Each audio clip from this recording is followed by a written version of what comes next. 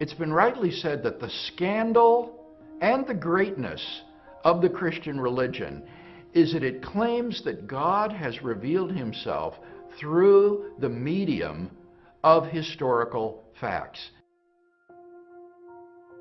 And what distinguishes Christianity, what sets it apart from other worldviews, is that there's actually a test by which we can know whether it's true, and that's the resurrection of Jesus. A person can go and investigate Christianity, especially the question of the resurrection of Jesus. If they think it happened, they have excellent reason to embrace the entire Christian faith.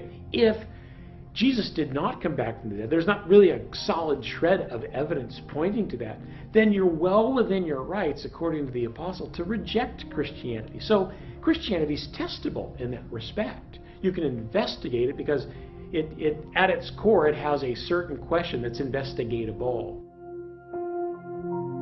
When we look at a historical case for Jesus' resurrection, I think one of the best ways of going about this is to take and start off with facts that are so strongly evidenced that they have compelled even the majority of skeptical scholars who studied the subject to grant them as historical. And that kind of suggests that it's not just because a Christian has bias that these things are accepted as true. It means that the historical evidence is true, even beyond a person's bias. Let's look at the widely accepted historical facts and see where the evidence points. In order for Jesus to have risen from the dead, three things would need to be true. He would need to be alive at point A, dead at point B, and alive again at point C. And it turns out that the record in history of the existence and the execution of Jesus is incredibly strong. Well, it's become kind of a fad on the internet to claim that Jesus never existed. But this isn't something that is typically held by scholars today. In fact, the number of scholars that would even hold this position, and I'm talking about bona fide scholars who have PhDs in relevant fields of like history and biblical studies or religious studies, you wouldn't find more than a handful of them living on earth right now who would deny the existence of Jesus. I mean, probably just as many as who would deny the Holocaust. In the ancient world, if you have two sources for something, two independent sources, that's usually excellent. And a lot of events rest on two sources. A lot of events rest on one, but two is great. Bart Ehrman lists 11 ancient sources for the crucifixion of Jesus. And he says to the guys who say he never existed, he goes, how do you deal with 11 sources? If you just do normal history, you can't disprove the fact that that Jesus died. It's called multiple attestation. We have too many sources, documents, people, not all of them Christian. Virtually every scholar, believer, non-believer, skeptic, concedes that Jesus was executed in the first century, 30 or 33 AD. You get laughed out of a major academic institution if you claimed otherwise. In fact, the atheist New Testament scholar Gerd Ludemann says Jesus' execution is an indisputable fact. John Dominic Crossan and Marcus Borg, probably next to Bart Ehrman, are the best known skeptics in America. They both say in their own way, in their own works, Borg and Crossan, that the fact that Jesus died by crucifixion is probably the best supported fact in the ancient world. Now, wherever they concede that, if they're skeptics and they'd like to get a foothold and say the Christian message isn't true, why? They say it's the best attested. Because it just is. Now, in order to determine whether Jesus was really alive at point C, we need to look at four essential facts. And it's important to understand that the following facts can be established without presupposing that the Bible is God's Word. They're a matter of history. They're established by the records of both Christian and non-Christian sources from the ancient world, and they're agreed upon by both Christian and non-Christian historians today.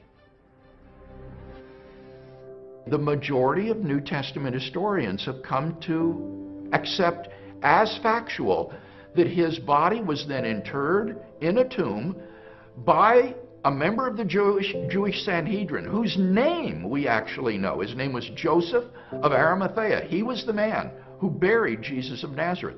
Secondly, that tomb was then found empty by a group of Jesus' women disciples on the Sunday morning following the crucifixion. And again, the name of Mary Magdalene is always attached to that account of the discovery of the empty tomb. Thirdly, that thereafter various individuals and groups of people experienced appearances of Jesus alive after his death. And finally, that the original disciples suddenly and sincerely came to believe, despite every predisposition to the contrary, that God had raised Jesus of Nazareth from the dead. Now, some people will say, well, sure, anyone could make that claim.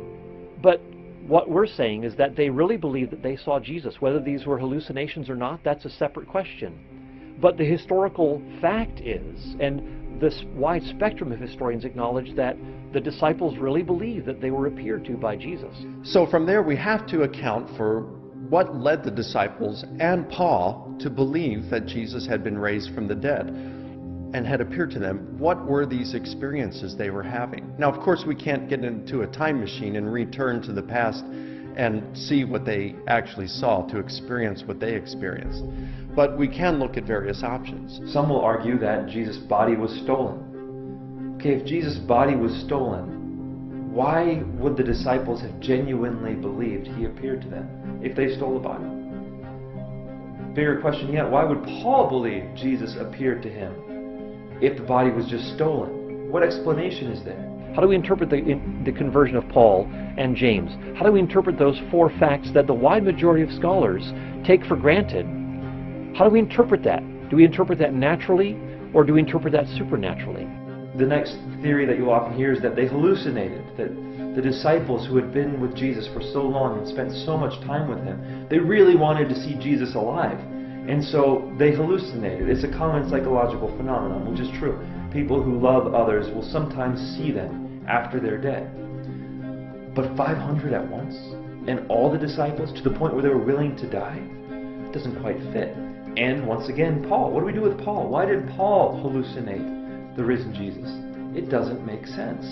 So there are no naturalistic explanations for the resurrection that fit nearly as well as the resurrection itself. There's a lot of problems with hallucinations. Probably no theory has more refutations than hallucinations. For example, the majority of scholars today believe the tomb is empty. But hallucination is a full tomb theory, not an empty tomb theory. If the disciples saw hallucinations, there should have been somebody inside the tomb. Now the problem is, you've got to argue for two theories. El doctor Gary Habermas utiliza 5 hechos que obviamente han sido filtrados por estas fuentes historiográficas, estas herramientas historiográficas, y estos hechos, esto es muy importante, son aceptados por la gran mayoría de los eruditos, incluyendo ateos. De hecho, el doctor Habermas ha estado compilando durante 30 años alrededor de 3.400 fuentes escritas acerca de estos hechos. ¿Qué es lo que creen? ¿Qué es lo que creen la mayoría de los eruditos, incluyendo ateos y agnósticos, acerca de la vida de Jesús relacionada con sus últimos días? Y estos son también obviamente verificados por las herramientas de la historia. Entonces los hechos que vamos a utilizar no son... el argumento no es este, porque muchas veces la gente se confunde. No estamos diciendo que la Biblia es un documento inspirado por Dios y por eso es verdad. Ese no es el argumento, aunque como cristiano uno lo pueda creer eso y está perfectamente justificado en creerlo. Ese no es el argumento que estamos haciendo aquí. El argumento que estamos haciendo aquí es que hay ciertos hechos que son verificados por las herramientas de la historia y aceptados por la gran mayoría de los eruditos, incluyendo ateos, y vamos a ver entonces qué es lo que podemos deducir de ellos. ¿Justifican estos hechos mínimos una resurrección o podemos explicarlo de alguna otra forma? Y bueno, veamos cuáles son estos hechos mínimos. ¿Cuáles son los 5 hechos mínimos de la resurrección relacionados con la resurrección de Jesús? Bueno, primero es que Jesús murió por crucifixión. Esto es muy importante. Jesús murió por crucifixión. Número 2, sus discípulos creyeron ver a Jesús vivo después de muerto. Número 3, la conversión de Pablo, que era perseguidor de la iglesia. Después la conversión de Santiago, que era hermano escéptico de Jesús. Tenemos registros en varios evangelios donde la familia de Jesús, incluyendo Santiago, pensaban que estaba loco, pensaban que Jesús estaba loco y no lo reconoció como tal. Pero después tiene una conversión y cambia de parecer. Y finalmente la tumba de Jesús fue encontrada vacía. Este hecho es altamente corroborado por las fuentes que tenemos. De hecho, podría citarles aproximadamente 22 argumentos a favor de la tumba vacía, pero este argumento no lo ceden la mayoría de los eruditos, diría yo, como 75% de los eruditos lo avalan. Esta es información también del doctor Habermas. Entonces, incluso si no tuviéramos una tumba vacía, los 4 hechos anteriores son más que suficientes, pero a mí me gusta argumentar por la tumba vacía porque hay gran evidencia a favor de ella.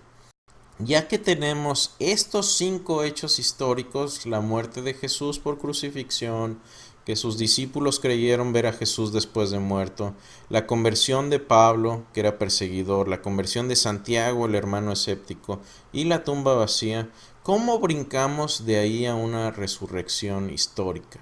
Bueno, ¿qué es lo que sucede aquí? Por ejemplo, yo he citado a Bart Ehrman, a John Dominic Crossan, y estas personas no creen en la resurrección. ¿Pero por qué no creen en la resurrección?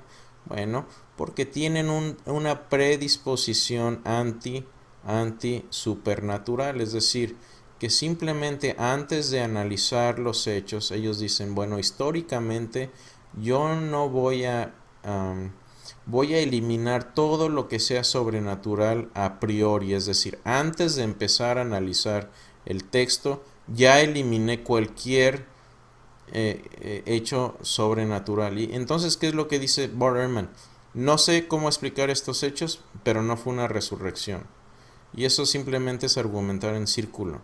Entonces, de nuevo, muchas veces cuando hablamos con escépticos, con ateos, con gente que tenga dudas acerca de esto, primero a veces hay que lidiar con la cuestión de los milagros, es decir, ¿por qué no creo? Bueno, porque tengo un sesgo al naturalismo, es decir, a decir que no existen los milagros, que no suceden, pero eso normalmente para ellos también es un argumento circular, porque el afirmar que los milagros no suceden no es más que decir, bueno, los milagros no suceden porque no existe lo sobrenatural y no existe Dios. Entonces, como no existe Dios y no existe lo sobrenatural, no existen los milagros. O algún otro tipo de argumento de ese tipo. Bueno, para eso también tengo otro escrito en mi blog. Hay 2 escritos que tengo, uno largo y más riguroso, tengo otro más corto, pero busquen milagros.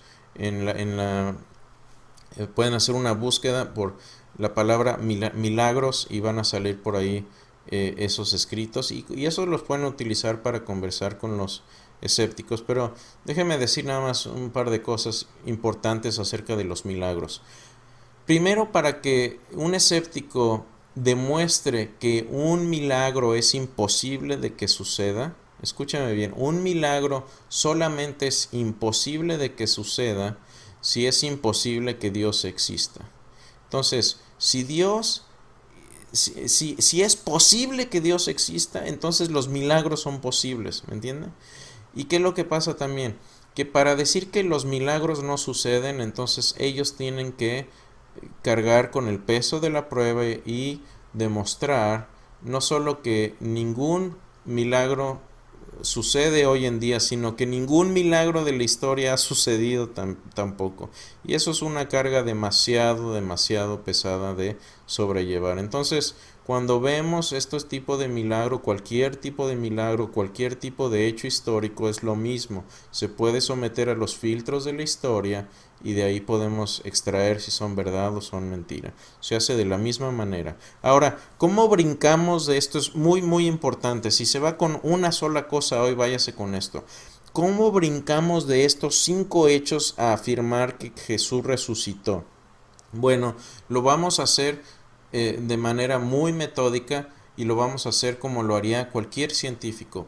Lo vamos a hacer por eliminación de posibilidades naturales. Cuando tenemos un hecho o algo, un fenómeno que explicar, ¿sí? Y en este caso tenemos que explicar estos hechos. ¿Qué fue lo que causó, ¿sí? La creencia de los discípulos, la creencia de la tumba vacía? Todos estos hechos históricos, ¿cómo los podemos explicar? Bueno, normalmente vamos a empezar a dar explicaciones naturales. Si podemos encontrar una simple explicación natural para esto, entonces se elimina obviamente la posibilidad de algo sobrenatural que es más infrecuente, es menos frecuente y menos posible encontrar este tipo de explicación. Pero si un creyente en Dios, y como les decía, si estamos abiertos a la posibilidad de que existan los milagros y que Dios exista, obviamente, como decía C.S. Lewis, si Dios existe, no tenemos seguridad de que los milagros no sucedan, ¿sí? Si Dios existe, no tenemos seguridad de que los milagros no sucedan. Ahora, ¿cómo explicamos entonces estos hechos históricos? Bueno, hay varias teorías.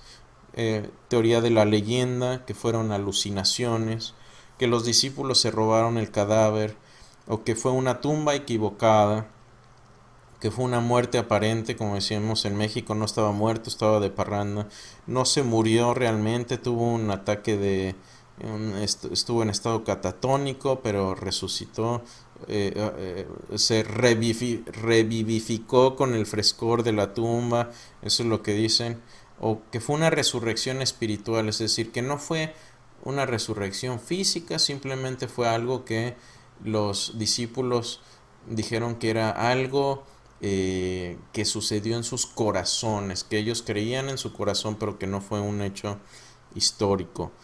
Otros dicen, y esto es muy común con los musulmanes, que Jesús tuvo un gemelo y que fue el gemelo el que murió en la cruz y después el hermano gemelo apareció y dijo, acá estoy, resucité. ¿Sí? Esa es otra teoría muy frecuente entre los musulmanes.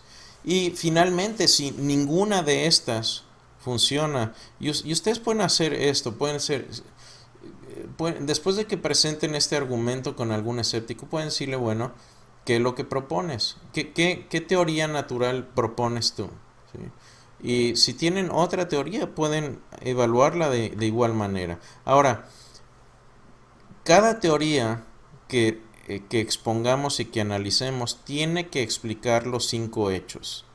Tiene que explicar los 5 hechos. Si no explica los 5 hechos, entonces debemos buscar otra teoría que pueda explicar los 5 hechos por completo. ¿Sí? Entonces brinquemos a estas teorías. ¿Cuáles son las teorías? Bueno, tenemos al principio, hasta acá arriba, la teoría de la leyenda. ¿Qué es lo que dice esto? Bueno, que los escritos fueron corrompidos eventualmente, que sí podemos decir, sí, hubo un Jesús histórico, pero después fueron corrompidos los evangelios, los escritos, se embellecieron las historias y empezó a hacerse una leyenda acá. Y bueno, hay varios problemas con esto. Primero, que los evangelios están escritos cerca del tiempo de los hechos de la crucifixión, es decir, están escritos cerca de cuando sucedieron todos estos sucesos. No hay tiempo suficiente para leyendas. Hay quienes dicen, sí, las leyendas se pueden dar mucho antes. Yo creo que no hay tiempo para que se hayan formado leyendas. Normalmente se necesitan 2 generaciones para que se formen leyendas, y los evangelios que tenemos aquí se escribieron en el siglo I. De hecho, estoy esperando con gran ansia que todas las copias más antiguas que tenemos. Obviamente sabemos que la mayoría de estos escritos viene del siglo I y obviamente es cierto para los evangelios, incluyendo el Evangelio de Juan, que es el más tardío. Se escribió en el siglo I y tenemos ahora también un fragmento que no ha sido publicado esto de forma muy amplia, pero existe un fragmento de Marcos del siglo I. Esto es fascinante porque va a ser el primer fragmento que tenemos de Marcos, que es unánimemente se considera también el evangelio más antiguo, y tenemos ahora un fragmento del siglo I. Eso es fascinante.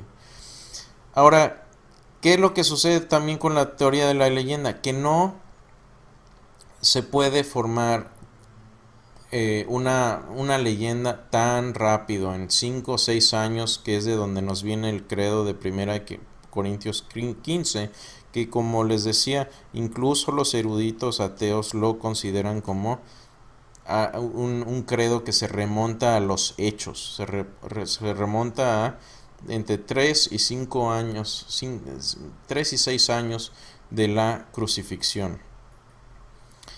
Las leyendas tampoco explican la conversión de Pablo o de Santiago. Es posible, por ejemplo, creer que se hubiera formado una leyenda ahí en Jerusalén o en otro lugar perdido, porque también tenemos que la leyenda tuvo que haberse formado en el lugar de los hechos, pero no explica la conversión de Pablo o de Santiago. ¿Por qué se convierten ellos si esto era una leyenda nada más? ¿Qué razones tuvieron Pablo y Santiago para creer, primero, que su hermano era una leyenda, y Pablo no tenía ninguna predisposición a convertirse? Al contrario, él estaba persiguiendo a cristianos.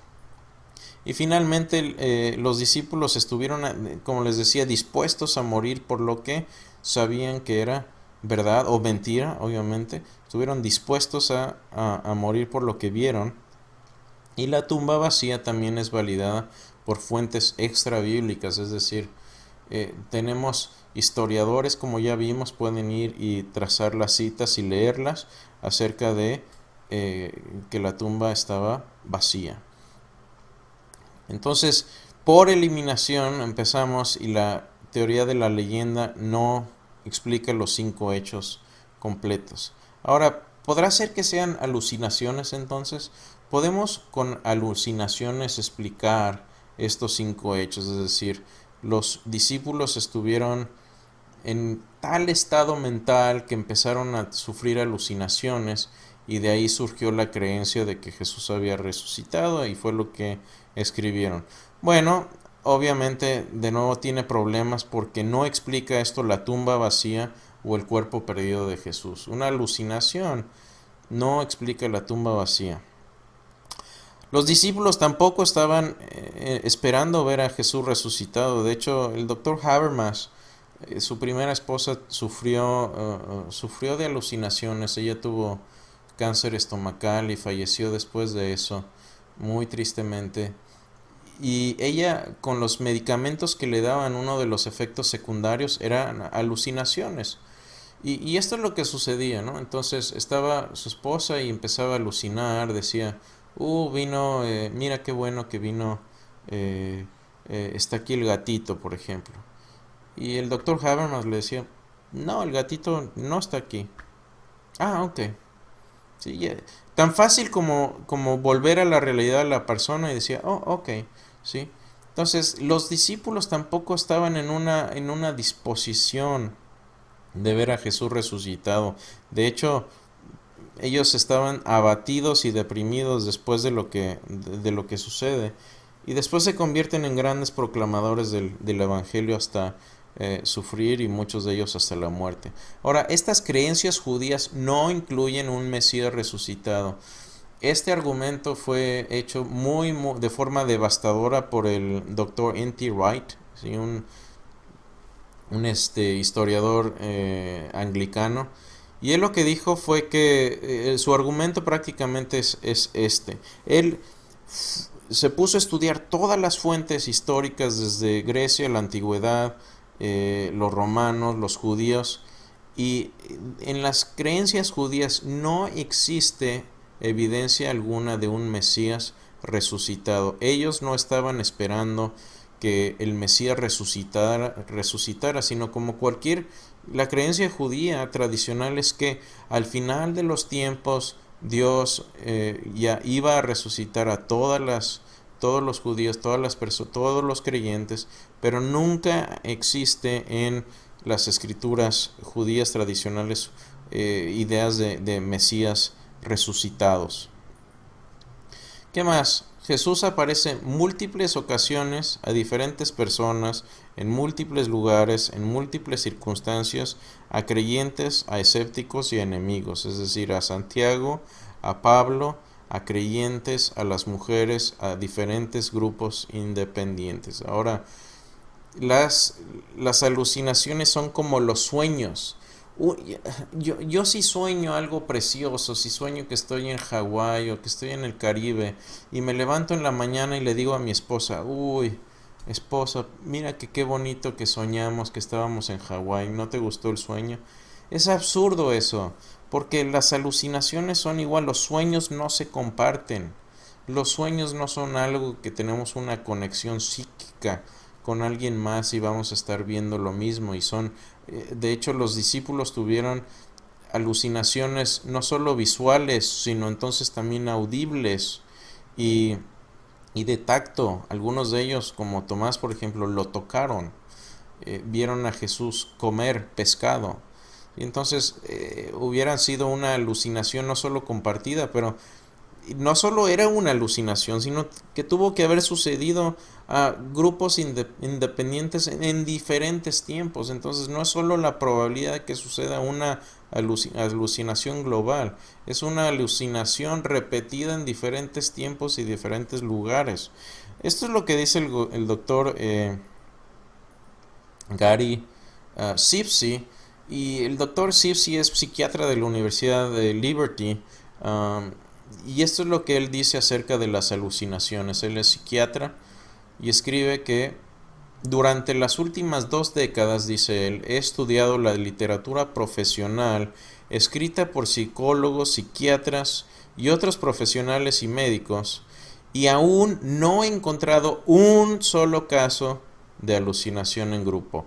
Un solo caso de alucinación en grupo en toda la literatura de 2 décadas que ha estudiado. Entonces, si usted encuentra, por favor, un caso documentado de alucinaciones masivas o alucinaciones grupales, por favor, estoy todo oídos. Puedo contactar al doctor Habermas y le paso la información y lo analizamos con todo gusto. Entonces, ¿qué es lo que sucede? Que tampoco las alucinaciones funcionan. Y esta, por cierto, es la teoría más común, la teoría de alucinaciones. Es lo que piensan algunos como Bart Ehrman, pero obviamente no explica todos los hechos. Robo de cadáver. Bueno, algunos dicen que los discípulos se robaron el cuerpo o que otra persona se robó el cuerpo. Sí, pues, a lo mejor no fueron los discípulos, fue otra persona. Bueno, esto no explica la transformación de los discípulos a escépticos, deprimidos, de que su maestro había fallecido, sino que después de eso se convierten en grandes proponentes de la resurrección. Y eso fue lo primero que empezaron a predicar. Las primeras creencias, como vimos en 1 Corintios 15, de los cristianos eran que Jesús resucitó de entre los muertos. Entonces, un robo de cadáver no explicaría la transformación de estas personas.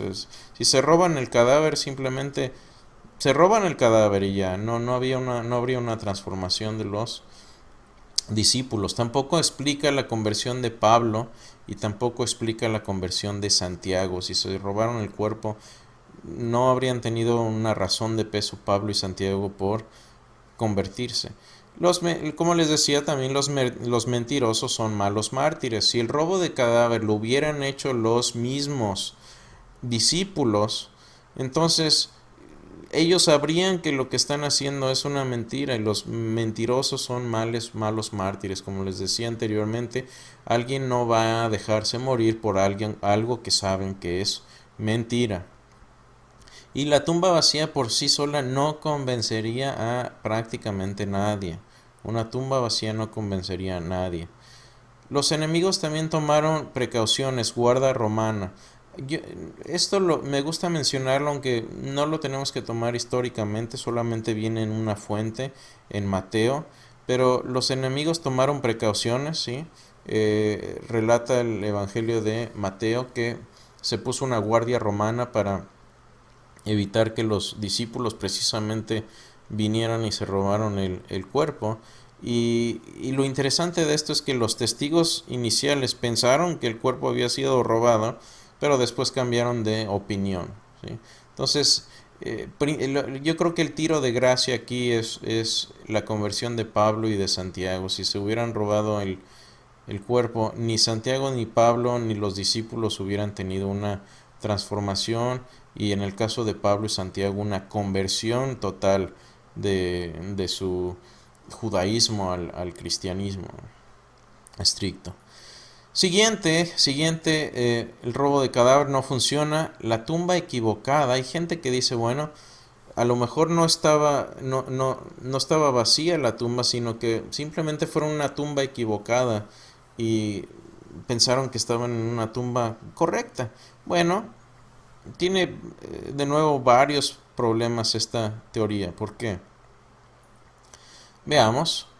¿Por qué? Porque los oponentes, pudieron haber ido a la tumba correcta y simplemente sacar y mostrar el cadáver. Es decir, si sabían ciertas personas que la tumba era la tumba equivocada, esto era conocimiento público, ¿sí? Tanto enemigos como creyentes sabían dónde estaba la tumba. Simplemente los enemigos pudieron ir a ver a la tumba, que eran los que tenían mayor interés acerca de esto. Pudieron haber ido a la tumba correcta y simplemente mostrar el cadáver ahí. Tampoco explica las apariciones de Jesús. No explica por qué los discípulos tuvieron experiencias y creencias que ellos documentaron como Jesús resucitado. Y tampoco les decía que tampoco explica la conversión de Pablo y de Santiago. Y finalmente, es interesante, pero incluso tenemos el nombre de la persona que dona la tumba para Jesús, y este era José de Arimatea. Era un miembro del Sanedrín, era un discípulo, secretamente era discípulo de Jesús. Y esto es también un testimonio vergonzoso, porque el Sanedrín es el mismo grupo que asesinaron y mataron a Jesús. Votaron porque él muriera. Y seguramente estas personas conocían la ubicación. La tumba de José de Arimatea no era una familia cualquiera, era una familia conocida como miembro del Sanedrín. Seguramente conocían dónde estaba la ubicación de la tumba. Entonces, la tumba vacía tampoco funciona como teoría para explicar estos 5 hechos mínimos. Muerte aparente. Hay gente que dice, bueno, no murió realmente, sí lo golpearon y lo crucificaron, pero sobrevivió a eso. Después salió de la tumba y proclamó que había resucitado. Bueno, varios problemas también con esto. Primero, Jesús fue golpeado hasta ser desfigurado. No solo eso, sino que la forma de crucifixión, yo creo que todos, si no es que la mayoría, han visto la película de La Pasión de Cristo de Mel Gibson. Bueno, históricamente hablando, y esto de nuevo de palabra del doctor Gary Habermas, que ha estudiado también el tema de la crucifixión a mucho detalle. Si uno ve la película de La Pasión de Cristo, la parte donde se golpea a Jesús con el flagrum, es decir, el látigo con fragmentos de hueso y de plomo, que prácticamente están diseñados para arrancar la piel y para hacer sangrar a la persona lo máximo posible. De hecho, hay historiadores que recuentan que cuando se golpeaba así a las personas en el estómago, de hecho llegaban incluso a llegar a salir sus entrañas. Era una muerte terrible, y muchos ni siquiera llegaban ya a la crucifixión, morían simplemente de los golpes de flagrum. Entonces, Habermas dice que la forma en que se pinta los golpes en la película de La Pasión de Cristo es bastante acertada. Dice que la parte de la crucifixión se quedaron cortos en la brutalidad, pero que la parte por lo menos del flagrum es muy acertada. ¿Qué es lo que sucede también? Que Jesús habría tenido que revivir en la tumba. No solo eso, después de revivir, quitarse la mortaja, abrir la tumba, vencer a la guardia romana si es que había una guarda ahí, y después salir del sepulcro. Ahora, es interesante, pero un escéptico, un teólogo alemán del siglo pasado llamado David Strauss, prácticamente destruyó esta teoría y les decía, este no es un hombre cristiano, empezó como cristiano pero terminó siendo ateo. Y esto es lo que él dice acerca de esta teoría que completamente la destruyó el siglo pasado. Esto fue lo que escribe, dice, un Jesús medio muerto no habría inspirado adoración, sino preocupación por su salud y bienestar. No habría sido visto como un conquistador de la muerte, sin embargo, eso fue lo que sus seguidores predicaron hasta la muerte.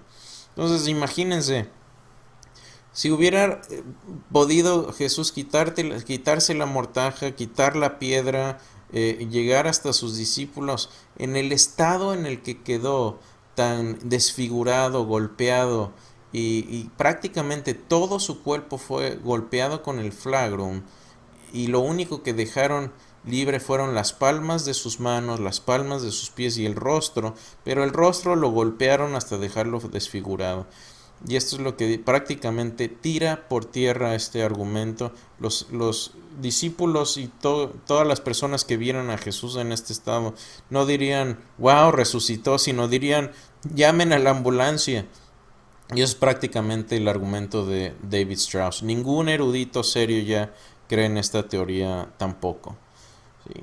Entonces, ¿qué más tenemos acerca de la muerte aparente? Bueno, la muerte fue registrada en los 4 evangelios y tenemos otras 7 fuentes también, incluso fuentes externas, que afirman que Jesús realmente murió. Estos hombres eran perfectamente capaces, los romanos, de distinguir cuando una persona estaba muerta. No se necesitaba ser médico para saber que alguien estaba muerto. Los romanos tampoco dejarían, les decía, una víctima viva. Tenían métodos para dar tiro de gracia. A veces era con un arco y una flecha, una espada.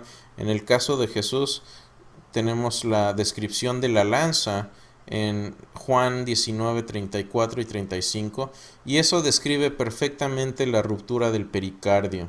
¿Sí? Entonces, en ese tiempo médicamente no habrían sabido qué quiere decir que salga sangre mezclada con agua de la cavidad pectoral de Jesús, pero sabían que, ahora sabemos que esto describe con perfecta compatibilidad médica lo que es la ruptura del pericardio.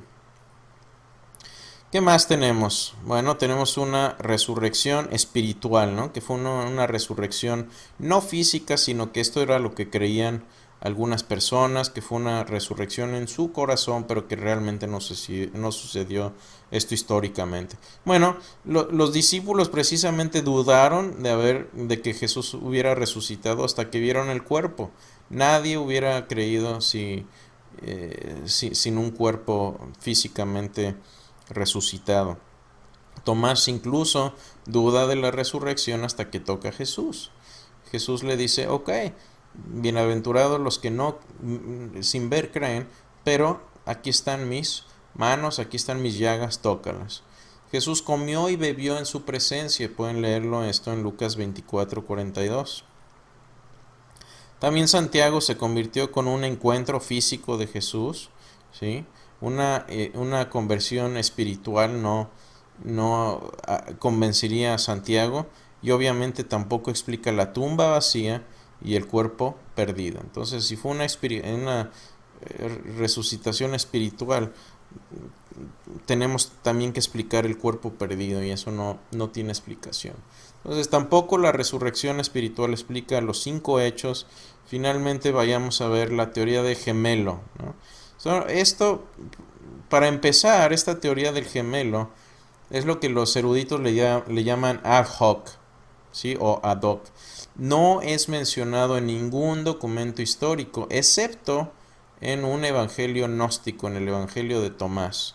Pero en ninguna de las fuentes más cercanas viene esto mencionado. Ahora, ¿por qué no utilizamos el evangelio gnóstico de Tomás? Porque es un documento más tardío y solamente es una fuente.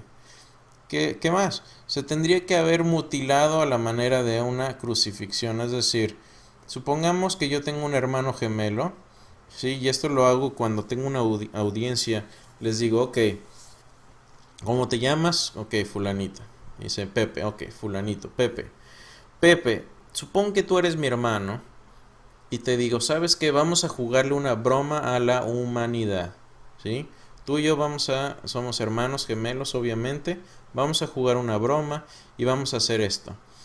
Tú vas a dejarte morir, mutilar, crucificar y flagelar hasta el punto de morir, ¿sí? Tú vas a dejarte morir, pero vamos a jugarle la broma más grande a la humanidad. ¿Qué te parece? Es absurdo esto. ¿Quién se dejaría morir para jugar una broma? Es absurdo, es completamente inventado. Sería algo suicida también, porque lo mismo esperaría que le sucediera el gemelo después. Imagínense, después apareces tú, de que matan a tu hermano gemelo, y dices, ok, acá estoy, resucité. Imagínate qué tratarían de hacer los fariseos. Ah, mira, se escapó de la tumba, vamos a agarrarlo otra vez y vamos a repetirle la medicina, repetir el proceso de crucifixión. Sería algo completamente tonto y suicida, ¿sí? Entonces, finalmente no hay evidencia histórica de esto. Cuando alguien les dé alguna teoría, no solo pidan la teoría, hay que pedirle evidencia. Obviamente todo lo que estamos viendo aquí está evidenciado y está soportado por historia. Cuando alguna persona les dé una teoría de lo que sucedió, tienen que también proveer las fuentes históricas, ¿sí? Entonces, finalmente ninguna de estas teorías funciona. Eliminamos todas estas teorías. Les decía de nuevo, si alguien más les dice, no, es que esto fue lo que pudo haber sucedido, ok, pidan las fuentes históricas.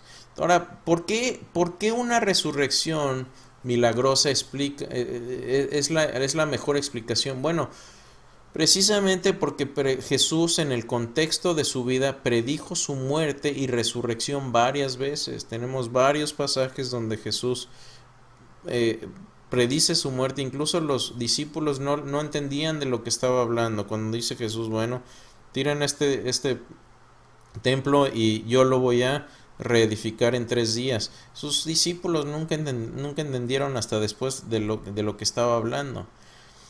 Ahora, estos hechos básicos estos hechos básicos de la resurrección están en todos los evangelios y fueron obviamente escritos cuando los testigos presenciales estaban todavía vivos. Eso es muy importante y explica perfectamente los hechos, explica el crecimiento del cristianismo en Palestina de manera pacífica, y esto es en contradistinción del Islam. El Islam, me gusta una frase, no recuerdo dónde la escuché, pero dice esto: tanto el cristianismo como el Islam crecieron a punta de espada.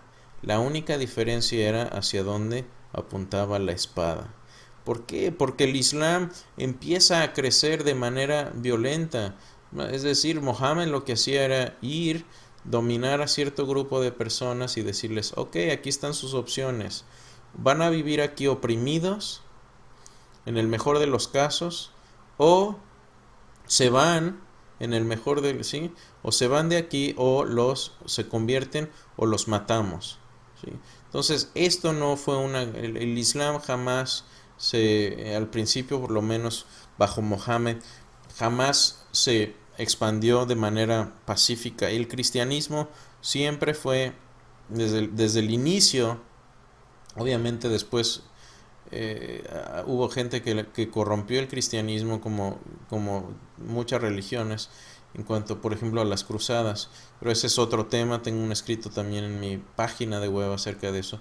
Pero los cristianos en Palestina y el cristianismo creció pacíficamente a pesar de haber tenido grandes persecuciones.